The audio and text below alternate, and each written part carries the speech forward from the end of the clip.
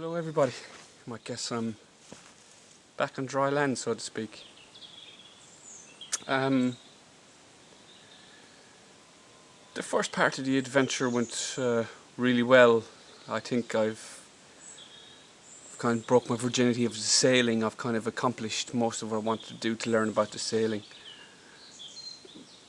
But what I learned most is the boat's not ready for single-handed sailing, and there's some modifications I'd like to make to the boat before I carry on with the journey. I'm hoping to get out again this year, but the funds to convert the boat into single-handed sailing, as a lot of you know, I'm registered disabled. That don't work, so my income isn't the greatest, and I've sold off most of my toys. I'm just in the process of selling my camper van at the moment behind me to pay to finish the boat off. The main modifications I want to make is the single-handed sailing.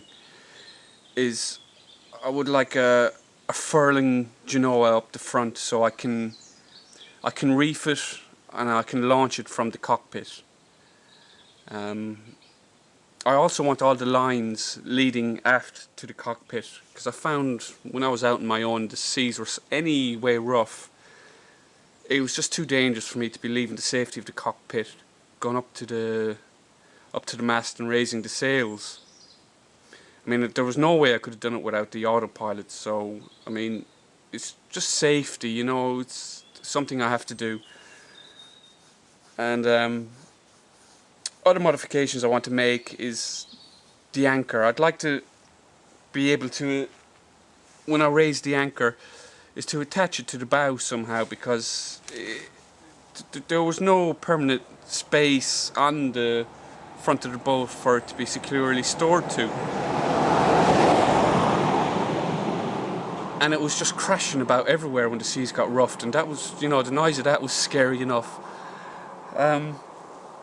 Also, some modifications I want to make on the inside for, you got to be comfortable and you got to keep healthy, and the bed wasn't the most comfortable place to sleep, so I'm gonna make a foam mattress for myself there. And also, the first 2 days out, I realised the heads don't work, the toilets, so I've ordered all the pieces for the toilets and they came this morning, so I'm gonna start fixing on that.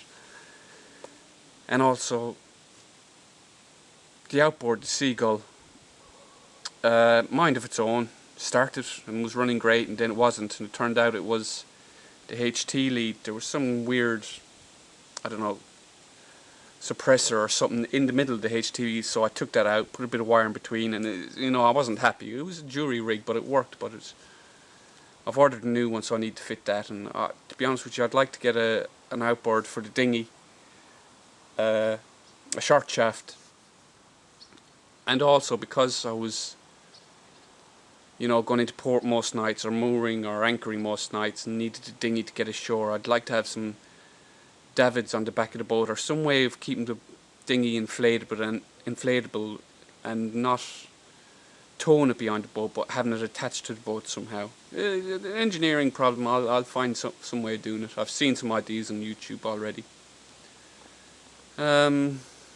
What else was there? Oh yeah, the front sail's got a rip in it, but if I'm getting a new furling gear anyway, that doesn't really matter. I'll sell off them.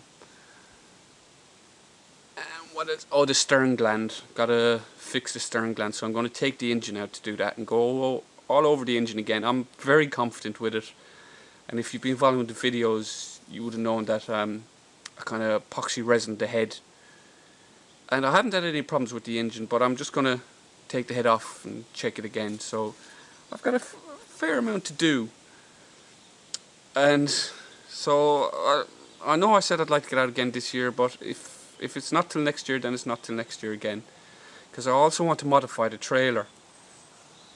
I want to make it more suitable for being able to launch and retrieve the boat myself.